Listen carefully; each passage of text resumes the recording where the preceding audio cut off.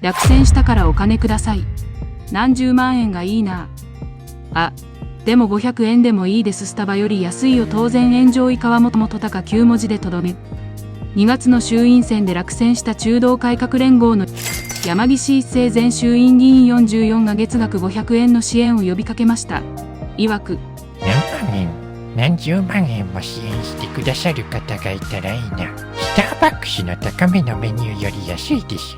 神宮で飲むルビーの約半額です。もちろん支持はゼロ。働け。だから落ちた。だが断る。なんで国民が養わなきゃいけないの？など、罵声と怒号が飛び交う事態に。バカラで106億円とかした男で知られる大王製紙の元会長で、実業界川本隆氏は、ハローワーク行けや。9文字でオーバーキル。剣道将来は厳しいか。詳細を分析します。1。コメント。この山岸元議員への反応はおおよそ以下のような構成になっています。労働間の欠如約 4.5 割。最も大きな割合を占めるのが落選したなら民間人として働くのが筋という声です。政治家を特別な職業とみなさず、収入がなければ働いて稼ぐという当たり前の論理を求める層が圧倒的です。金銭感覚のズレ約 2.5 割。手取り30万円という表現に対し、世間の平均給与と比較して恵まれていると感じる層からの反発です。特権的な収入があったはずなのに、立つは得がないことを窮状として訴える姿勢に批判が集まっています。民意の軽視約2割。選挙で NO と言われたばかりという事実を指摘するそうです。落選直後にあなたの声を形にするという大義名分で集金を開始することに、政治的な潔さを欠くという評価が下されています。表現への嫌悪感約1割。スタマより安いといった政治を消費活動のように扱う比喩に対する違和感です。保守層や年配層、あるいは真剣に政治を考えている層から軽すぎると批判されています。見事に批判のみです。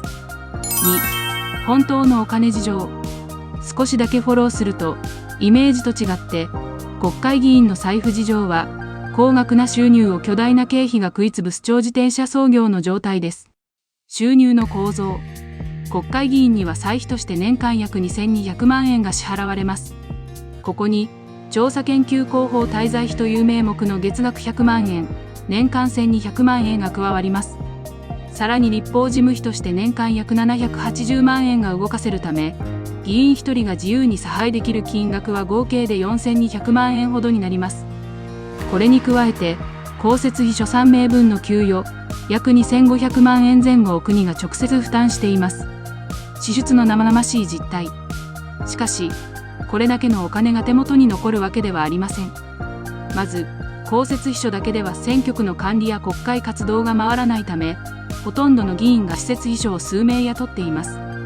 この人件費だけで年間1000万円から1500万円が消えていきます。さらに、地元事務所の維持費や光熱費、移動用の車両代、有権者との接点を維持するための会合費や冠婚葬祭への対応などが積み重なります。これらは年間で1000万円を超えることも珍しくありません。また、いつ解散があるかわからない衆議院議員の場合、次の選挙費用として常に1000万円単位の積み立てを求められます。手元に残る金額の現実。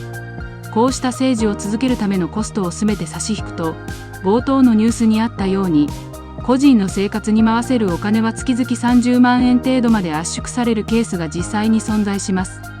表向きは数千万円を動かす権力者ですが、その実態は入ってきた金をすべて組織維持と次の選挙に投下し続ける個人事業主です。落選した瞬間にこの数千万円のキャッシュフローが止まり、事務所の家賃や施設秘書の給与といった固定費だけが重くのしかかるため、なりふり構わず支援を求めるような窮状に追い込まれるのです。3. 日本だけ。総務省が公表している政治資金収支報告書の統計データや諸外国との比較数値を用いて、その生々しい実態を裏付けます。政治団体の収支から見る消えるお金の実態。総務省の令和6年分2024年報告分の公表資料によれば、国会議員関係政治団体の支出構造は、一般の感覚とは大きくかけ離れています。経常経費維持するだけでかかる金。政治団体が活動を維持するためだけの経常経費は、支出全体の約4割を占めます。その内訳の多くは人件費設秘書等と事務所費です。国会議員1人当たりの平均的な人件費支出は、公費負担の秘書3名分を除いても、年間で1000万円から1500万円に達するケースが散見されます。これは、1人の国会議員が中小企業の社長として5人から10人規模の雇用を維持している状態に相当します。政治活動費動くとかかる金。残りの約6割は政治活動費です。ここには組織活動費会合や交際費や選挙準備のための広報費が含まれます。特に選挙がある年は、支出総額が前年比で 15% から 20% 程度跳ね上がる傾向がデータに現れています。国際比較で見るコストパフォーマンスの歪み。日本の国会議員の歳費約2200万円は、世界的に見てもトップクラスの高水準です。歳費の国際比較年額概算。日本約2200万円。アメリカ連邦議員約2600万円 17.4 万ドル。イギリス約1600万円 8.6 万ポンド。ドイツ約1800万円 12.5 万ユーロ。数値だけを見れば日本は優遇されていますが、決定的な違いは経費の透明性と公費負担の範囲です。例えばアメリカでは、議員1人当たりのスタッフ雇用や任務費として、年間 1.5 億円から2億円近い事務所運営予算 MRA が別途支給されます。対して日本は、経費の多くを議員個人の財布歳費や寄付から出す文化が根強いため、収入は高くても、出ていくスピードが異常に速いといういびつな構造になっています。落選後の再就職率という過酷なデータ。なぜ彼らが必死に寄付を積もるのか。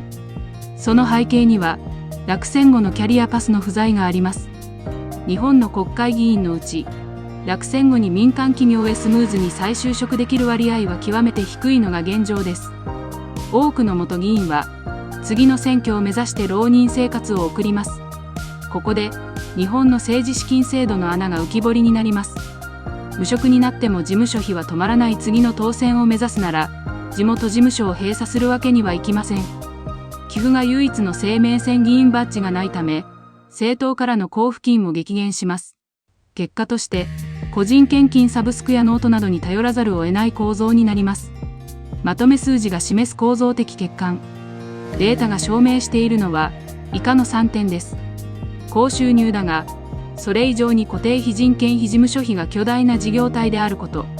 公費で賄うべき経費と、個人の給与の境界が曖昧で、歳費を活動費に食いつぶされていること。落選後のセーフティネットが次の選挙のための集金活動以外に存在しないこと。税金で暮らしているのだからという批判は正論ですが、同時に一度政治家になると、税金や寄付を使い続けなければ政治活動外事できないという、日本の政治システムそのものが抱える低効率な集金構造が、この生々しい窮状を生み出しています。まあ、だからこそ、働けって話なんですけどね。いかがでしたか？この情報が役に立ったらいいねとチャンネル登録お願いいたします。